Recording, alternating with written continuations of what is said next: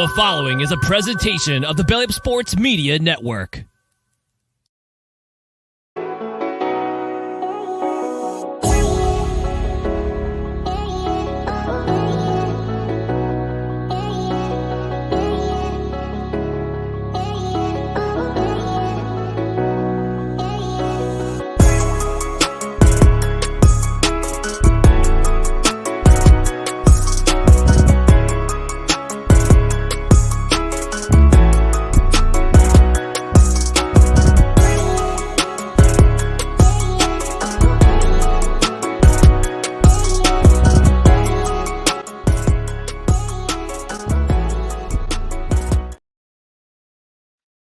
And what is going on, everybody? Welcome back into SEC Talk Week 6 version. We got a full slate of games to recap. We are diving right into conference play. A little bit of movement in the SEC teams and the AP poll, and we'll also check in on our SEC fantasy teams, and then we'll roll with our picks heading into Week 6. But as we always do here on the show, let's get right into it. SEC teams in the AP Top 25 poll.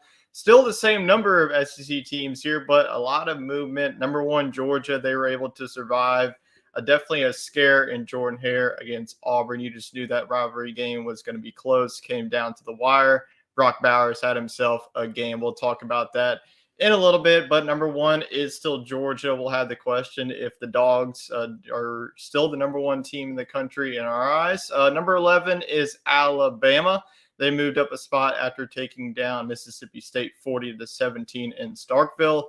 And the movers of the weekend was number 16, Ole Miss, after an insane game against LSU. It was an offensive slugfest. The Rebels are looking like, that offense was looking up and down, but now after LSU putting up 55 points, this Ole Miss team is definitely looking like a threat in the SEC West still. Number 20 is Kentucky. I mean, Big Blue Nation, what a weekend it was for you. Ray Davis show, he went off.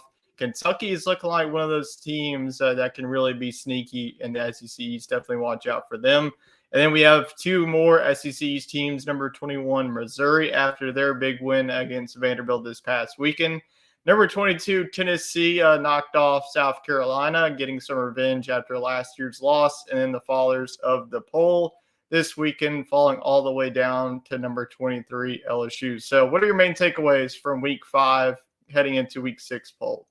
Well, I like seeing Kentucky surge all the way up to number 20. Previously, this team was unranked, and I think that, they've done nothing wrong. I don't think they have that signature win quite yet, but I think the Florida game kind of proved that, hey, this team is the second best in the SEC East, and now they have a chance against the best team in the SEC East coming up this week. That will be a ranked matchup. And then Missouri Tigers as well, another undefeated team, kind of on the fringe of the AP Top 25 poll, certainly could move up. They're probably not too thrilled about that Ole Miss victory over LSU because it kind of negates their chance at a top 15 victory, but still a really good game setting up in Columbia, Missouri. And then the other teams, I think they all just took care of business. Georgia and Alabama, not always the prettiest. Tennessee's offense looked pretty good, as did Ole Miss's. Yeah, definitely a lot of good games this weekend, and I'm sure that there's going to be more movement. We have Missouri and LSU. One of the loser of that will probably come out the poll, but I think surprise is not seeing Texas A&M. I think that they're starting to play like a top 25 team. They got the one loss to Miami. I don't really think that's a bad loss. I think that Miami is one of the better teams along in the ACC, but it will play itself out, and we're getting closer and closer to the first rendition of the college football playoff rankings this season, so that will definitely be exciting. That will definitely be exciting every Tuesday night. That will be released on the ESPN World of Networks. All right, let's dive into some more action here. Let's get into our reminder segment. If you have any questions, feel free to leave us a comment. There's a lot of crazy games. If you had some takeaways of your favorite team this past week and how you're feeling about your favorite team, let us know in the chat, and we'll definitely answer it throughout the remainder of the show. All right, let's get into one of our fan favorite segments, and that is SEC Fantasy, presented by our friends over at Mile of Rose Golf. It is the golf season. We're heading into, it's now fall, so hopefully some cooler temperatures are right around the corner. You can hit right the golf course. Mile of Rose, you can hit them up at Belly Up. That's 15% off at Mile of Rose with code BELLYUP. All right, let's get into some week 5 recap. And I'm going to tell you, ladies and gentlemen, that before we get into our SEC fantasy, it was definitely a wild week here of SEC fantasy. It was definitely a high scoring shootout, as you'll see moving forward. But we had the rules. I think we're going to update this after week number 6. We're going to let this week play out and maybe update into, the quarterbacks. So if they run it, they get some yardage. I think we'll start doing that after this week to kind of spice it up in the second half of the weekend. So we get one quarterback. If you want to do it this week, I'm good with total yards. All right. Yeah, let's go ahead and kick it in this week. Let's do total yards. Let's go ahead and do it. No touchdowns quite yet, but let's switch to total yardage and see kind of what scores we get. Yeah, we'll see what we get. But one quarterback, one running back, one wide receiver in the defense. And as always, you cannot use a player you picked from last week. So let's see how our teams did in week number 5. Wade, you are trying to bounce back after a loss. We'll see if you can. But, man, you put up a performance, especially Carson Beck. Yeah, I was really impressed with Carson Beck. He's quietly gone over 300 yards in several games this season. Honestly, I think the Georgia offense runs through him. They don't really have a star running back like we're accustomed to them having. They don't even really have any star receivers, but they have a good bunch. And Carson Beck did a good job of finding them. Of course, it helps when you have Brock Bowers, too. He's very talented. But, yeah, Beck threw for 313 yards, a good showing for him. Jace McClellan, he had a respectable 63 yards on the ground for Alabama. Alabama just ran the ball all day on Saturday night. It was mainly from their quarterback, Jalen Milroe. So if we do start doing total yardage, Milroe's a guy that could sneak his way into our show here because he really is a good weapon on the ground. He went over 100 yards rushing. Malik Neighbors had 102 yards. It kind of seemed like a quiet day for Malik. Brian Thomas really took over the show for LSU, but Malik did a good job of getting open. And Jaden Daniels had over 400 yards passing. So no surprise that there were multiple LSU Tigers over 100 yards receiving. And then the Alabama defense, that's about as good of a score as you'll see in SEC play. Just 261 yards against the Mississippi State Bulldogs on the road. So I was really impressed with them. And as you can see, it was a good week, 235 yards. That's a really good score, being that we're, all the way into SEC play here. Yeah, it's a very good score. I mean, if you're even scoring over 100, that's really good, especially in conference play. We'll see if that 235 will hold up. Let's go on to see how my team did in week number 5. And it tried to match yours, and it did a little bit better. Brady Cook was the quarterback to get this week. 395 yards against Vanderbilt. Missouri's offense continued to roll. And Jalen Wright, 123 yards against the South Carolina defense that just continues to have concerns against the rush. Tennessee's offense really needed this game. Their offense looked spectacular. And Xavier Leggett, he wasn't the leading receiver. It was Knox who had the 51 yards, so one more yard than him, but 50 yards will definitely do it. And then Missouri's defense, 300 yards against Vanderbilt, and that ends off the score 268. Definitely a big miss was Ray Davis. He had an absolute game, over 270 yards in Kentucky's dominating win, and we definitely missed out on the 2 quarterbacks who were in the shootout. Jane Daniels had over 400 yards, and also Jackson Dart, he had 389 yards. And we also missed Judkins too. He had a big game, 177 rushing yards. We'll definitely get into that high scoring shootout a little bit later on. But once again, I take the win by a very little margin. So let's head now on to our week 6 draft. Let's go ahead and meet our new teams heading into this new week. And we'll start with the quarterbacks. I did not go with the quarterback first pick. I ended up going with the defenses here, but Brady Cook returns in back-to-back weeks, and I'm picking Jackson Dart. So you're going to go with Brady Cook against LSU defense. It's looking very bad.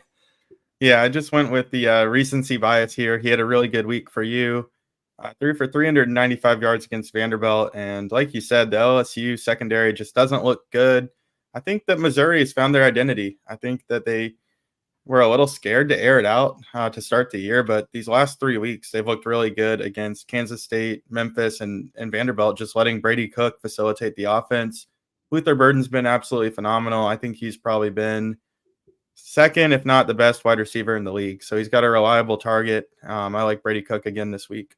He's definitely going to be one of the leading passers this week. I'm going to go to Jackson Dart. I missed out on him last week, but I'm going to go with him this week against Arkansas team that it's coming off of back-to-back losses. One to LSU, one to Texas A&M. That's a team that's needing a win. But I just think that this Ole Miss offense has just found this identity. I think that playing LSU is what the recipe that they needed. Because I think that Jackson Dart in this offense, we saw Quinton Judkins have himself a game. I think that Dart once again against Arkansas secondary that has been tested. I just think that this could also be another shootout between the Hogs and the Rebels. So I think that Dart is going to have himself a day in back-to-back weeks. So Cook and Dart are the two quarterbacks. Let's go on now to the two running backs. We have a new face here, Logan Diggs, the transfer from Notre Dame. Quinton Judkins, he's been here before. But let's meet the new face, Logan Diggs. Yeah, I think LSU has finally found their running back. Logan Diggs was on the field more often than not for the Tigers against Ole Miss, and he quietly had a big game. I know that we talked about your guy Judkins in this matchup between the two.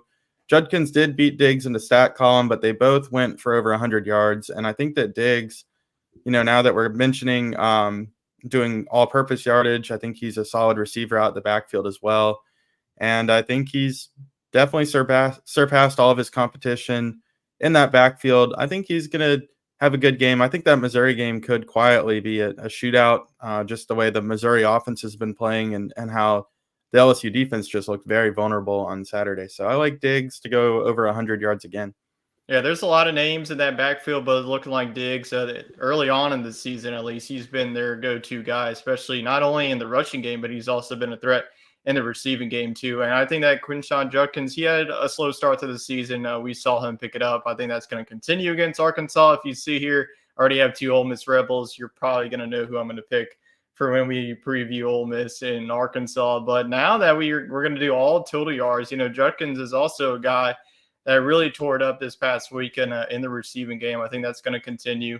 Look for Judkins to also have a good game. Arkansas's defense struggled against the rush. They gave up over 100 yards rushing to Texas A&M rushing leader Moss. So I think that Judkins is also going to have himself a day. So I think that these are also two very good running backs to pick heading into week number 6. Okay, let's go on now to the pass catchers. We have two talented pass catchers here. Trey Harris, I think that this is the second time that we see him, but the first time this season, Anaya Smith coming off of that torn ACL injury.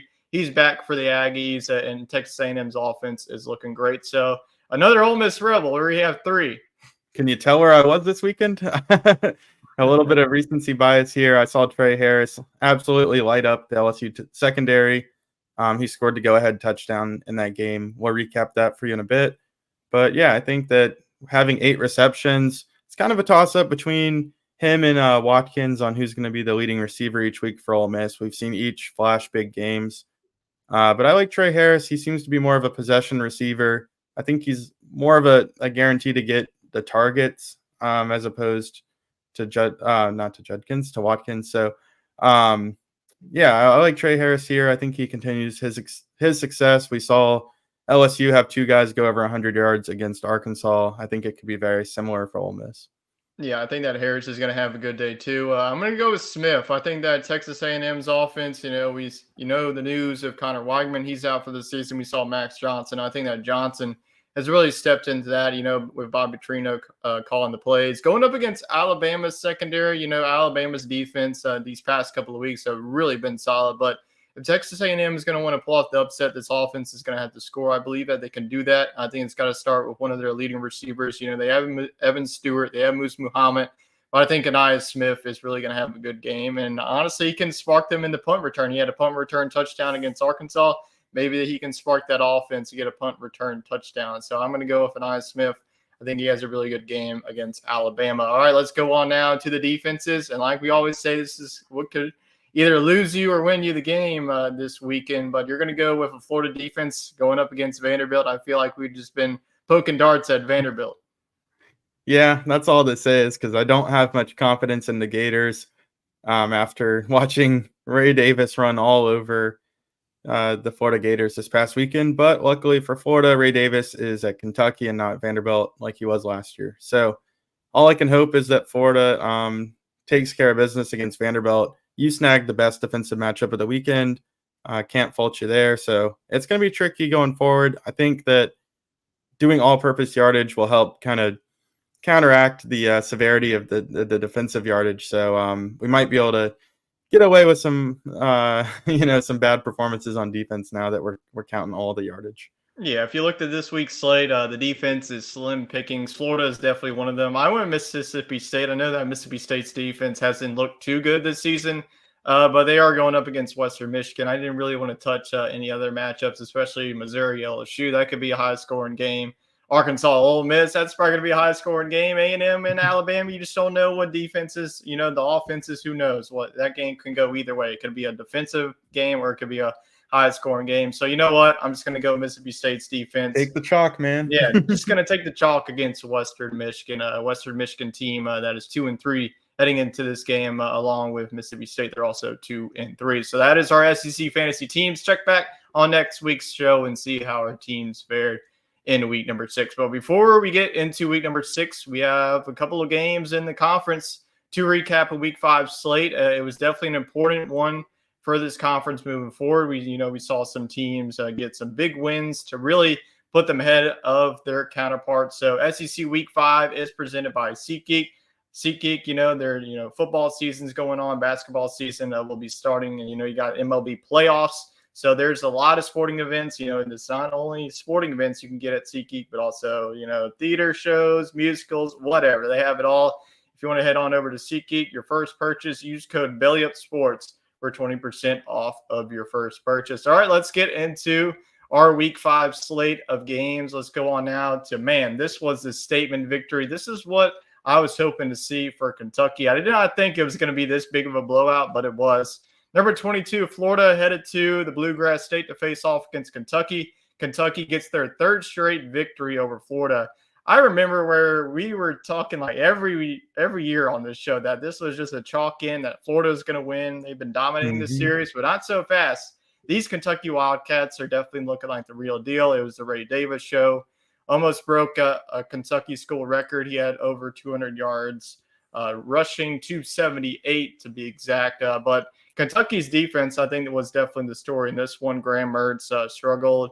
Florida's defense, they were looking good early on in this season, but they also really struggled. They just didn't really have an answer. So this was all Kentucky on this one. So Wade, I asked you the same question. Are you on, are you getting on this hype train for Kentucky? You were on it last year. Maybe you were a year away from being. Yeah, it was just a year premature.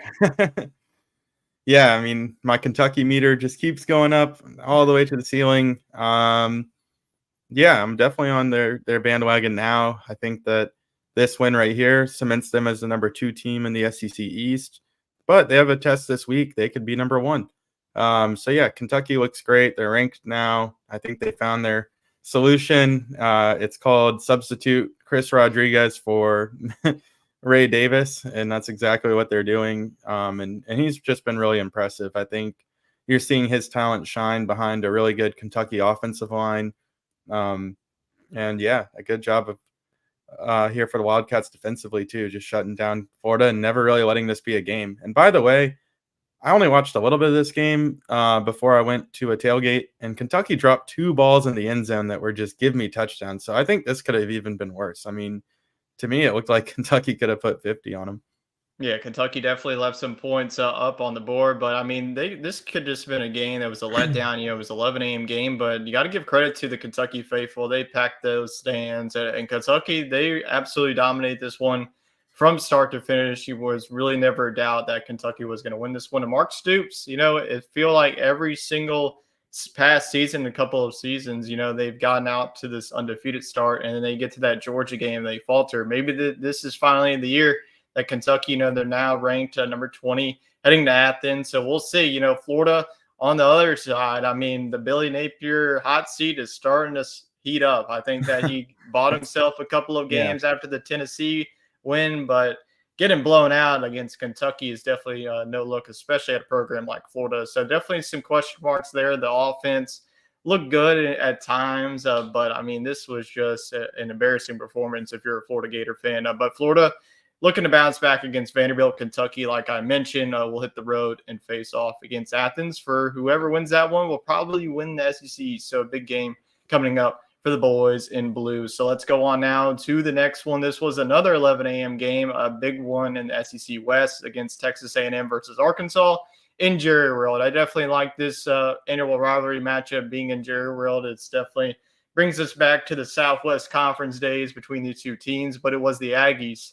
They got the victory 34-22. It feels like Texas A&M has been dominating this series as of late. It definitely showed it on Saturday. Arkansas coming off of the loss against LSU. This was one that they really needed, especially with the gauntlet of the schedule that they have. You know, they have A&M this week. They have Ole Miss next week on the road, and then they have Mississippi State. So this is a team, you know, that started off undefeated. They lost to BYU, and the wheels are just falling down for this team. You know, Sam Pittman's squad. You know, we saw Raheem Sanders back in this game, but Texas A&M's defense had no part of him. Only 34 rushing yards for Rocket Sanders. But I think that the story of this one was Texas A&M's offense really started to be the story of this team. You know, they were really bad last season with Haynes King, and then we see, you know, Connor Weigman start off the season, and then he gets injured. Max Johnson definitely stepping in. This is just a full-on offense that's just clicking at the right time. You know, with the way that the SEC West is, I think that Texas A&M is for real. Do you agree? Yeah, I think Texas A&M has finally impressed me, and you know, maybe they should be ranked, but I think they're sitting right where they need to be. They play Alabama, like you mentioned, this weekend, and if they win that, guess who's in the driver's seat of the SEC West? It's Texas A&M. Yep. So they control their destiny starting this weekend. For Arkansas, you know, not a bad effort here. I just think this team is towards the bottom of the pack in the SEC West. I think they'll get to a bowl game, but they just got to survive the next couple of weeks and hope that Rocket Sanders doesn't get re-injured. But like you mentioned, playing LSU on the road, then pretty much a road game here with Texas A&M, you know, a neutral site, I guess, and then on the road against Ole Miss. I mean, they just got to take their hits and move on and just hope that you can win down the stretch, win the rivalry game against Missouri. That's looking tough too. So Arkansas's just got to get to that bowl game.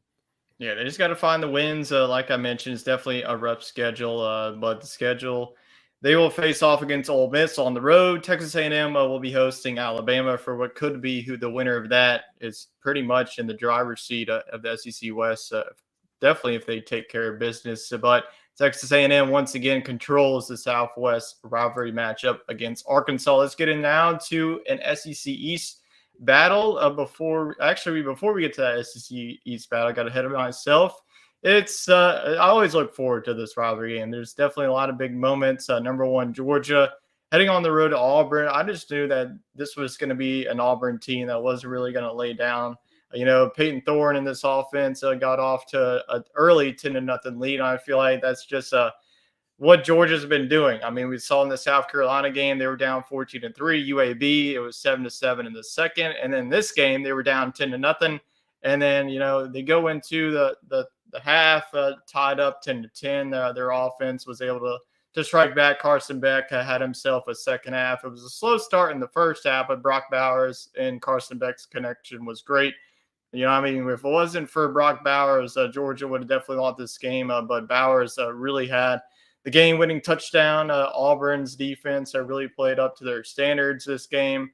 But Georgia's defense was able to shut it down. Peyton Thorne threw a pick six right to Malachi Starks. Malachi Starks has definitely been one of the best cornerbacks in the country. But once again, Georgia survives. I just think that these slow starts are definitely going to bite them in the butt eventually. But, you know, Auburn coming off of that loss against Texas A&M, the offense wasn't looking too good. You know, the offense looked okay in this matchup at times. You know, we saw Robbie Ashford get 2 rushing touchdowns. We saw Peyton Thorne break off a 60-plus yard rushing touchdown too. So it's not the offense that we're so used to of Hugh Freeze being a coach. I think that this is offense still a work in progress. But what were your thoughts of this one? Were you surprised to see only Georgia win this one by a touchdown?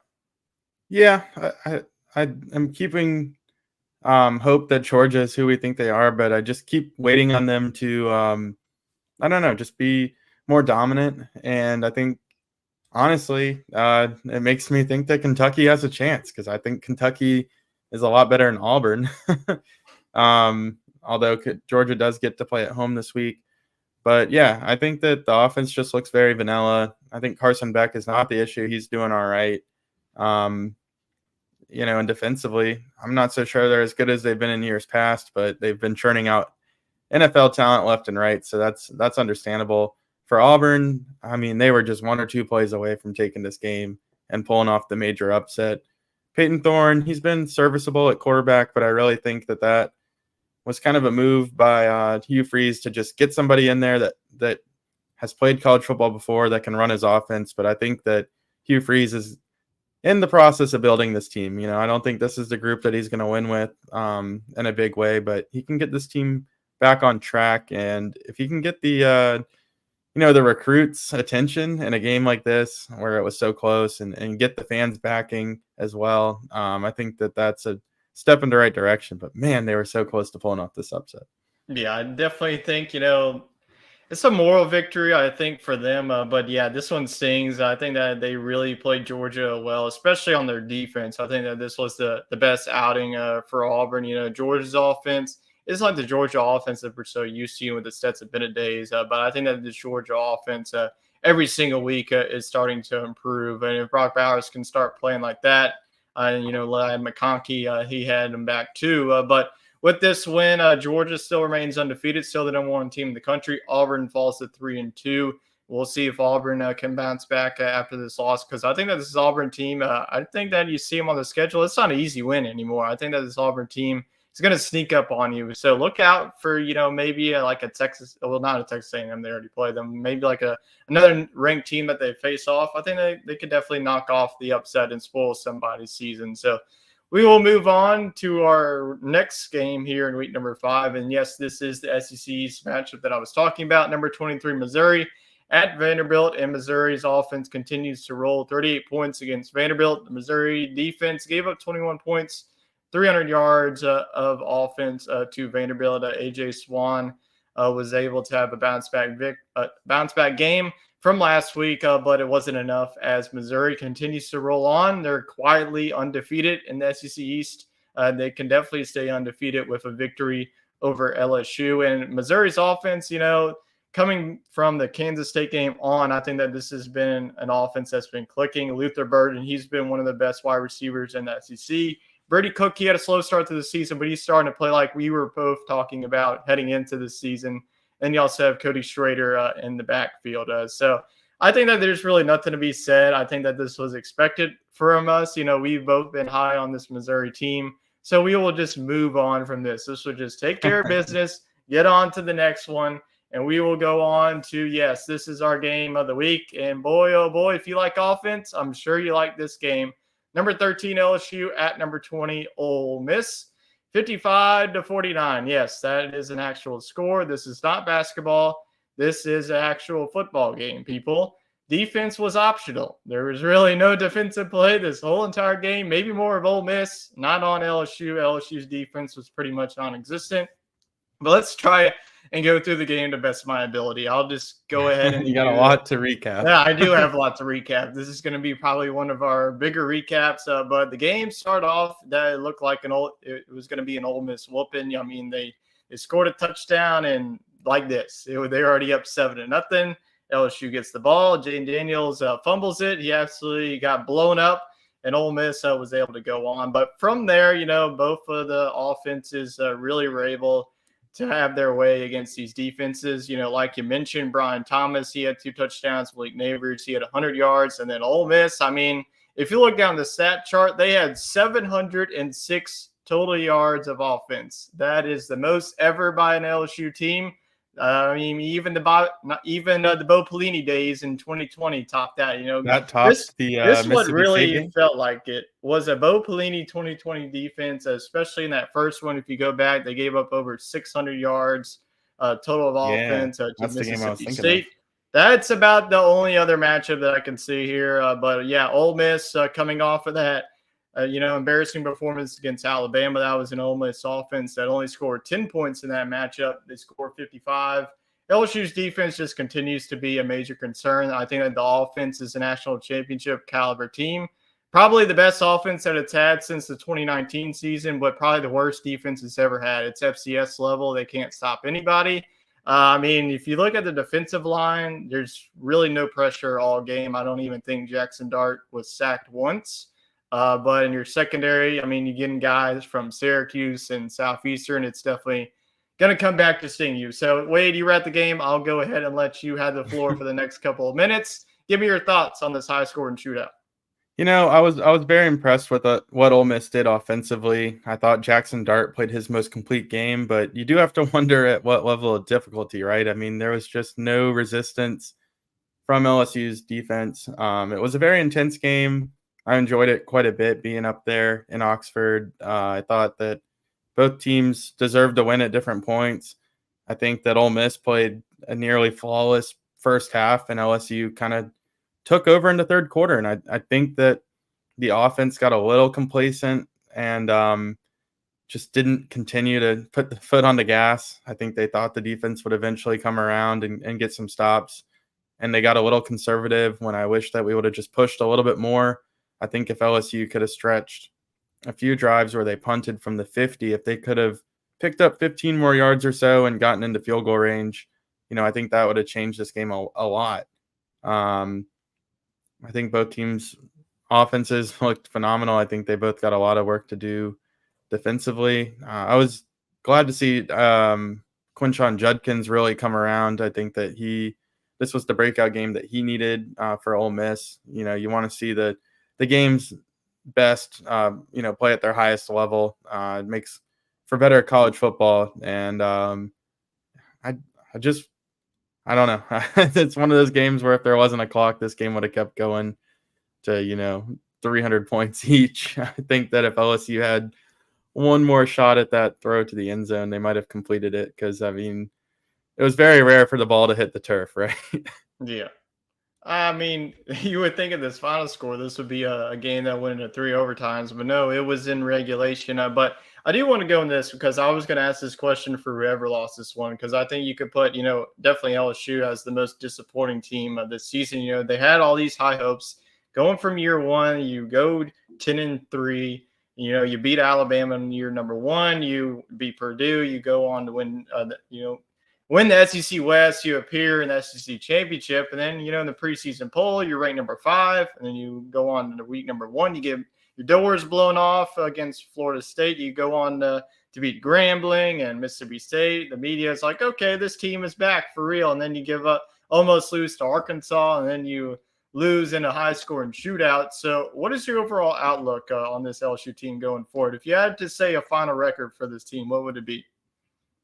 I think LSU can take care of business in the games that they're favored from here on out. I think this team can still go 9-3 with the loss to probably Alabama on the road. I could see LSU splitting the Alabama and A&M games, whether it's an upset against Alabama and a loss at home to A&M or vice versa. 8-4 could happen as well, but I think 9-3. I still think this team is really solid. I think defensively they can be better than this.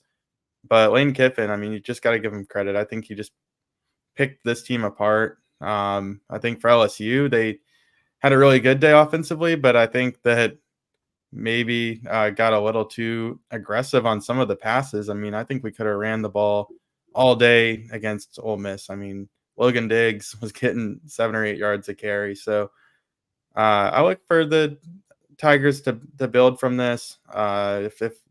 If they can't handle business against Missouri on the road this weekend, I'd be much more concerned. I think that's kind of the barometer test. If LSU can bounce back and win a tough game on the road, I feel good about this team going 9-3. And we have a comment rolling on. LSU needs a miracle, and I definitely agree with that. Their second loss, they're officially eliminated from the college football playoff. We haven't seen a 2-loss team. I don't think we're going to see it this year, especially if, even with all the chaos that could definitely happen, I just won't see it. Ole Miss would be Ole Miss, Texas A&M, and Alabama would all have to fall 3 times, in my opinion. Yeah, I don't see that happening. But Ole Miss takes the victory, and they definitely needed this one. It would definitely would have been hard for them to start off this season with back-to-back losses. He was probably asking question marks if Lane Kiffin is the right guy for this No, I think he is, and I program. think he'll be coaching in Yeah, Tuscaloosa in I 2 think he'll years. definitely be here to stay. So definitely a huge win for Ole Miss moving forward. They'll host Arkansas while LSU will continue their 2-game road trip and go to Columbia, Missouri to face off against Missouri. We have another one. We do have some LSU fans. I'm sure that I knew that we were going to have a lot of them coming here. Chet chimes in, our upset specialist. We'll see if this is the week his upsets roll on. Matt House missed the day when they taught tackling. Yeah, probably so. There was a lot of missed tackles by LSU on Saturday. We'll see if they can get that cleaned up. But the next one, this was a Super Bowl, considering that after Spencer Rattler said after his post-game comments, that dude is an absolute lunatic. But South Carolina, number 21 Tennessee, this was not close, ladies and gentlemen. I expected this one after South Carolina blew them out. I expected Tennessee to return the favor, and they did. 41-20, Rocky Top. They needed a win. I think that this was definitely huge. Tennessee gets 2 losses by now. I mean, golly, the Tennessee faithful would be with pitchforks going after Josh Heupel, but they ended up winning South Carolina. South Carolina already has 3 losses, and boy, they are definitely the biggest disappointment in the SEC. I think that a lot of people had them as the dark horse team. I kind of see it, but this defense continues to be a concern for me. Wade, what are your thoughts in your matchup? I kind of want to focus more on South Carolina because already having 3 losses, definitely disappointing. Is Shane Bieber still the guy for the Gamecocks? I think he's not on the hot seat, but I definitely agree that we expected to see South Carolina take that leap this year, kind of like Kentucky has. I think that a lot of people saw the Gamecocks, maybe not 4-0 because they did have to play against Georgia early on in the season. But yeah, I think this is just kind of a middle of the pack SEC East team. I think Spencer Rattler has shown really good moments and then really bad moments. He had a pick 6 in this one. I think this team, they're pesky, and I think they could go 7-5, make a bowl game, ruin somebody's season, but they just aren't going to make that leap this year that we thought they might. And but as long as they beat Clemson at the end of the year, Shane Beamer's job is plenty safe. Yeah, as long as you can beat Clemson at the end, you can save your job in South Carolina. We'll see if the Gamecocks can play spoiler because that's about all that they can play. But Tennessee has some rough injury news to them. We'll talk about that when we get to the hot topics. But this was definitely a good bounce back win. We saw Joe Mixon. He had a stellar game. And also Jalen Wright. We kind of zoned in on him in our SEC fantasy. So big win for Tennessee. They will continue on with their SEC schedule. So we'll see if the Volunteers can stay in SEC's contention. They had the 1 loss to Florida. They still have that big game in Neyland Stadium against Georgia. So definitely a lot to play for if you're a Tennessee fan. So let's move on to our next one. We have all conference games, and this was our last one, an 8 o'clock kickoff between these 2 teams. Number 12, Alabama at Mississippi State. I think that the score, definitely doesn't really tell the full story. Alabama, once again, did have a slow start, but, man, they really dominated this one from start to finish. 40-17. This is more like an Alabama that we're used to. I think it's more Mississippi State being awful than Alabama really being good. Mississippi State, I don't know what's going on. One week they go from an air raid offense to not even being able to figure it out. But this is an Alabama defense that's one of the best in the conference. So Mississippi State now falls to 2-3 on the season. Definitely tough circumstances. You just know it. Zach Arnett, it's a new head coach. It's a new offensive scheme. So we just knew that it was going to be difficult. So Alabama, though, does get the victory. Saw some fire in Nick Saban whenever they were up 23.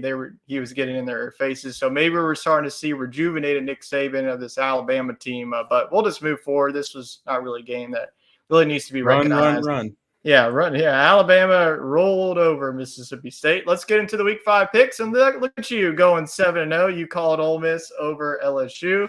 That was really the lone disagreement of the show. Chet and I went 6-1, so very good. We have another undefeated. I went undefeated last week. You went undefeated this week.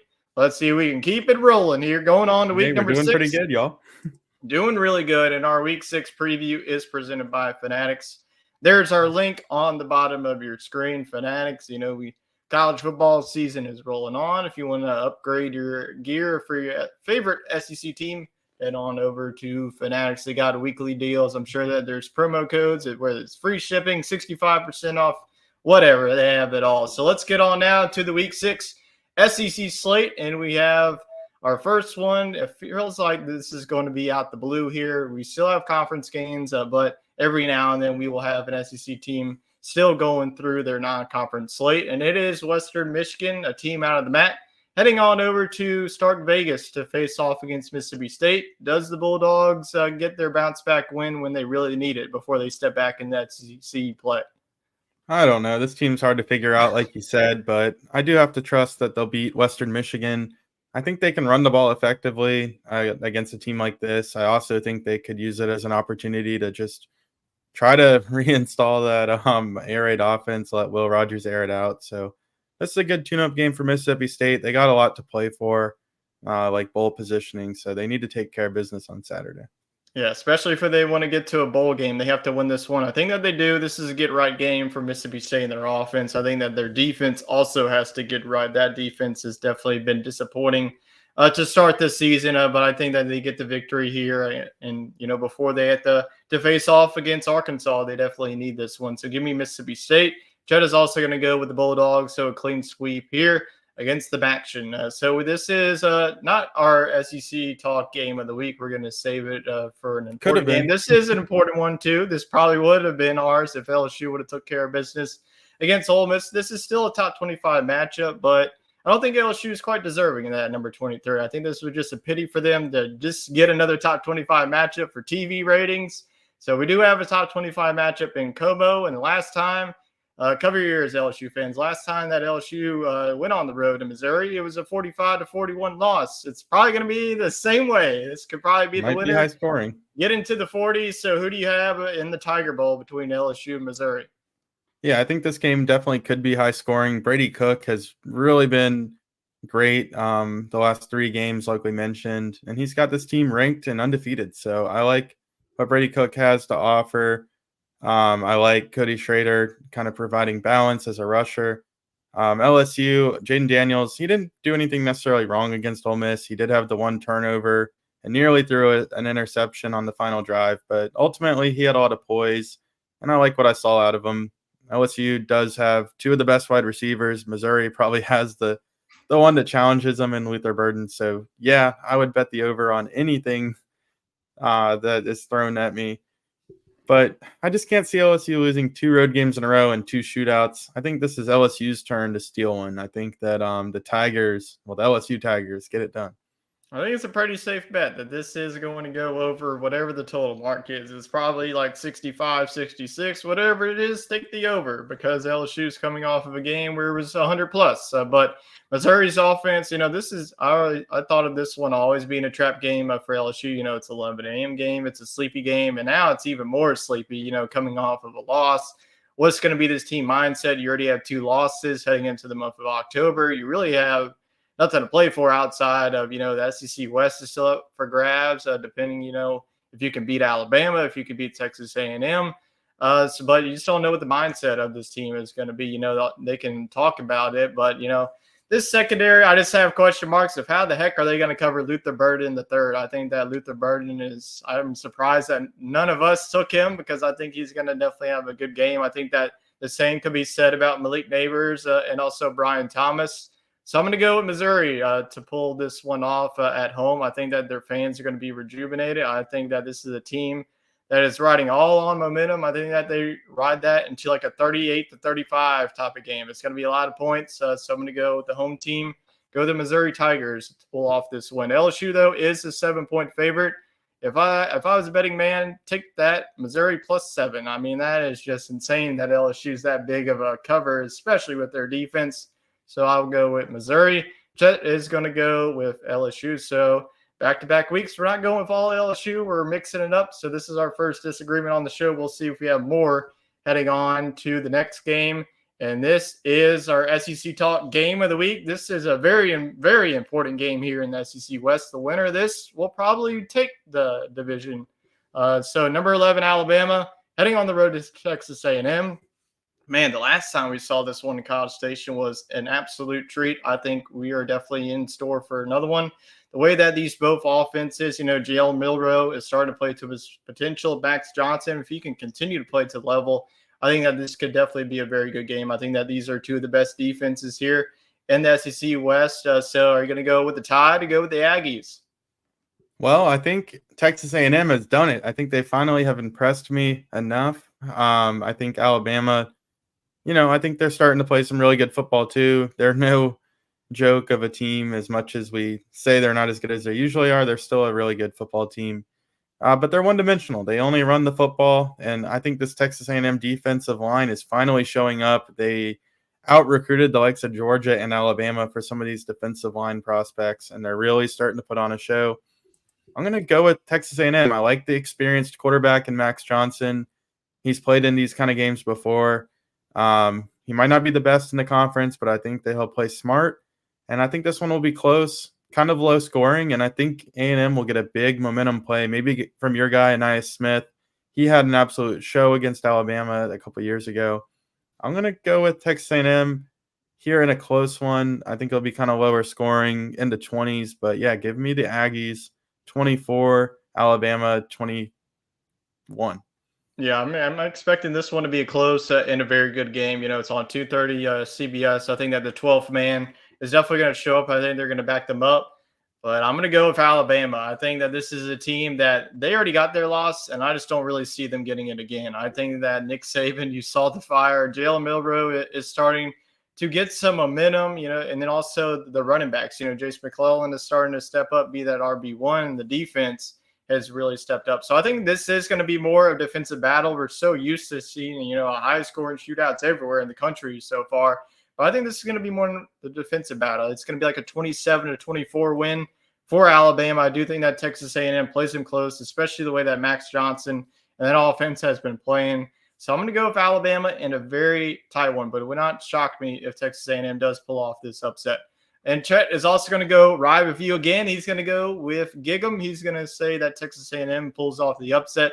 So once again, we have a disagreement here. So you said two All right, games. Tyler, you got yeah, I could Alabama and Missouri to cheer for. I could either put myself in the gutter or really be on top of the standings heading into week number 7. So let's move on to our next game here in the SEC slate in week number 6, and that is another SEC East matchup, Vanderbilt at Florida. Both of these teams are really looking for a victory, especially Florida coming off of that embarrassing performance against Kentucky. Vanderbilt coming off of back-to-back losses. They just need something to feel good about themselves. So who are you picking in this SEC East showdown? We saw Vanderbilt pull off the victory last year. Did they do it again? Yeah, Vanderbilt did play really good football against Florida last year. Look, AJ Swan, I mean, we haven't talked much about him. He's actually third in the conference in passing, so he's been a bright spot for Vanderbilt. If he can get things rolling, kind of like Kentucky did, they could definitely pull off this upset. But I think Florida tightens it up defensively. And I just don't think Vanderbilt has the offensive line to support the run game needed to beat Florida.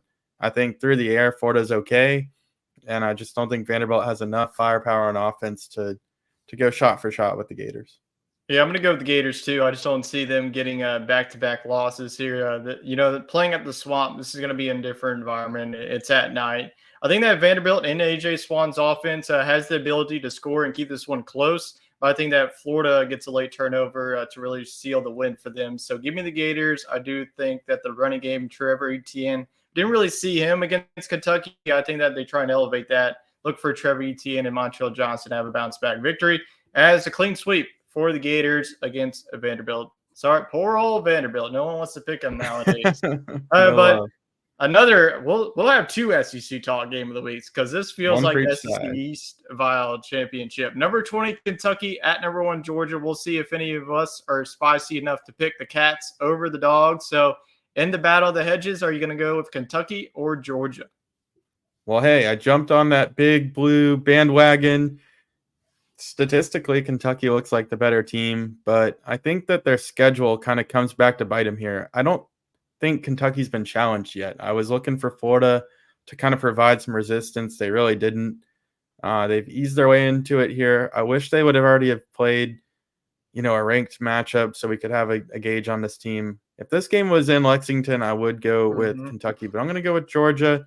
And hey, I'm going to dub this weekend as the mid-season playoff because you have probably what determines the SEC East championship right here, and then you also have A&M and Alabama playing potentially for the two best teams in the West. So whoever wins this weekend is on the fast track to play in Atlanta, and we know that the SEC champ will definitely make the playoffs. So.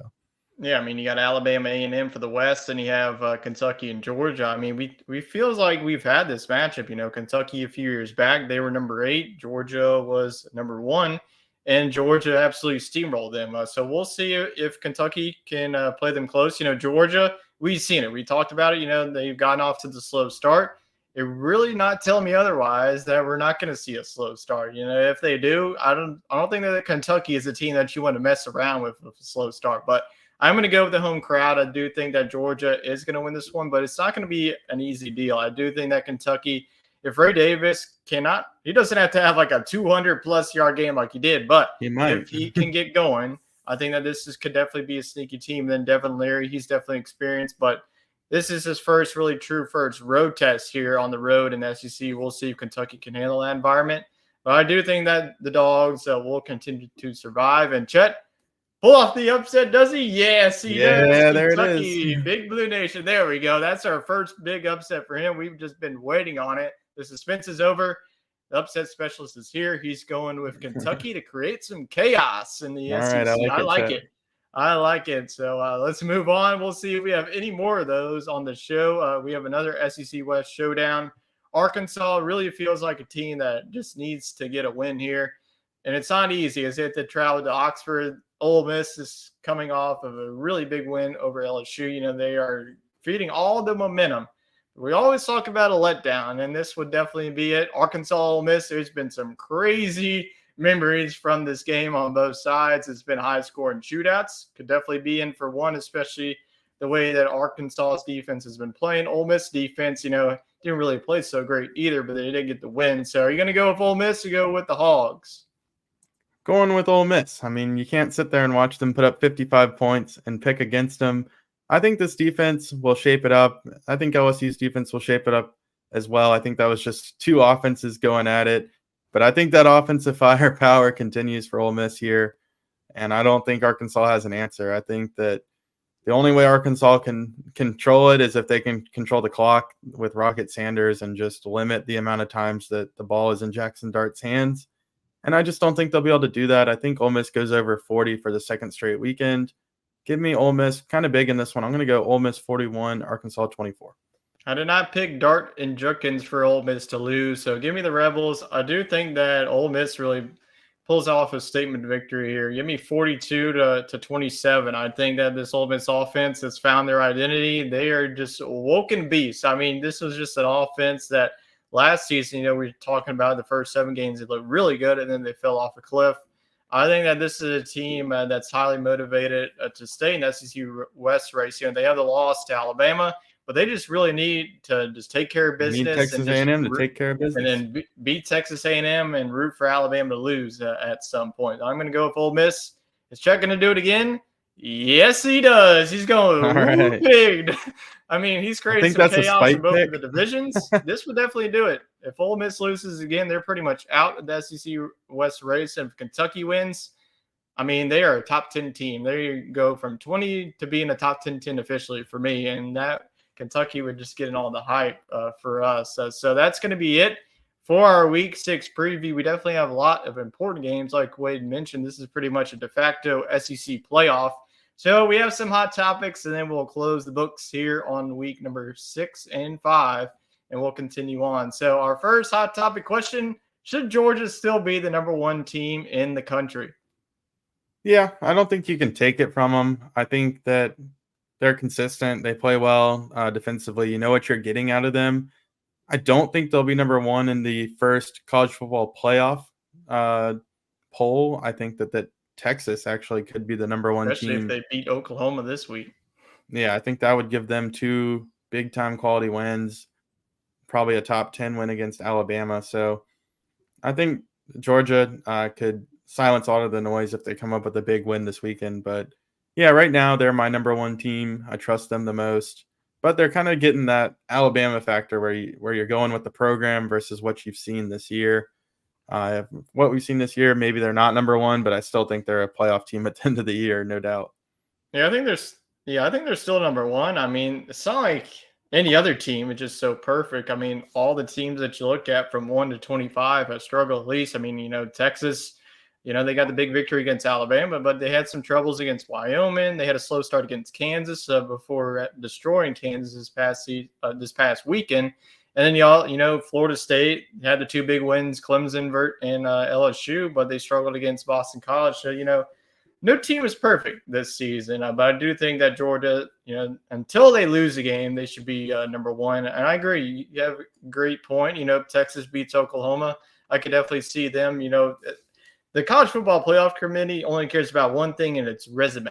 And I mean, Georgia just doesn't have it, especially with the schedule. You could say the same thing for Michigan. They haven't really played anybody yet, but they could definitely do. But I think that Texas is one of those other teams that would only have my vote of being the number one. Maybe Florida State, especially with those two victories, but we'll see how good Clemson is throughout the season. But we do have some bad news out of Knoxville. Volunteers wide receiver Brew McCoy is officially out for the season, so that's definitely a big blow. It was definitely a scary sight to see an ankle turn the way it shouldn't be. So we're definitely prayers out to Brew McCoy. Hopefully he's healthy and ready to go for next season for the Vols. So definitely a huge loss moving forward for Joe Milton in this offense. The next one, you knew it was going to happen, that I was going to ask a question about this LSU defense. How can LSU fix their defensive woes, or can they? Well, I mean, unfortunately, a lot of it does come down to personnel. I don't think this is going to be the best LSU defense you've ever seen, but I do think there's things that can be done. And a lot of it was just missed tackles. I mean, I think that the scheme wasn't that bad, and I think that's the part that you can coach. I don't know how you can coach tackling. I would think that if you're playing in the SEC, it kind of is a requirement. But sometimes stuff happens, receivers drop balls on offense, defensive players miss tackles. Ole Miss does run a very shifty offense. So I think a lot of it can be attributed to that. I think the secondary is just kind of a piecemeal. You got guys coming from all over. And, I mean, there's some positions you can fill with the transfer portal, I think. But your safeties, I mean, those are the leaders of your defense. And if these guys don't know their teammates and they don't know their coaches and they haven't been here, you can only expect so much. I think there's a lot of intangibles that come with that position and just an intuition that you can't coach and that you can't fix. So I think that will still bite them from time to time. But I think luck can turn, and I think LSU can right the ship. And like I said, I think 9-3 is still in the reach. Yeah, it's been back-to-back seasons. LSU has had to tap into the transfer portal to really build that cornerback group. And they did it in first year. Brian Kelly worked out in some games. It didn't when he got blown out by some teams. The Florida State loss, the Tennessee loss, the A&M loss. But this year, hasn't really worked out. So we'll see if LSU can continue either to just let offenses score 50 on you every week, or do they try and figure stuff out before really the season? The LSU fans ain't going to wait. I mean, they want to win now. So I think the next one, the hot topic that we have is we haven't really talked about coaches. So let's bring them up. Which coach in the SEC's hot seat is starting to warm up, if there's any? Yeah, I mean, I think we'll probably see at least one. My hot seat probably goes to Mississippi State with Zach Arnett. I mean, this was kind of a prove it deal. With the unfortunate circumstances of Mike Leach, they really couldn't get in on the coaching carousel. It was already past Christmas time. A lot of guys had settled in. I mean, Deion Sanders would have probably been near the top of their list, being in state at Jackson State. They could have pulled the trigger on something like that. Woulda, shoulda, coulda. They went with the internal option, and I thought what we would see with them is something reminiscent of what they had with Mike Leach, but he's decided to kind of change the offensive philosophy, and I think it's rubbed the fan base the wrong way. And I don't think you have confidence that he can get them out the cellar of the SEC West. So I think you got to start that rebuild now, and I think you got to bring in some fresh blood. Yeah, I agree with that. I'll go with Billy Napier with Florida. I mean, and you're number one wasn't pretty. You went 6-7, and now you already have two losses. The loss to Utah. You got the big victory against Tennessee, but the week after you look so against Charlotte, and then you just get absolutely blown out. Embarrassing performance against Kentucky. So I think it's only year two for Billy Napier, but Florida fans ain't gonna wait either. The Florida administration they can throw the bag at Billy Napier and send him packing. So Florida's definitely been known to do it. It would not surprise me, if past couple, the schedule doesn't get any easier either. They still have to play Georgia.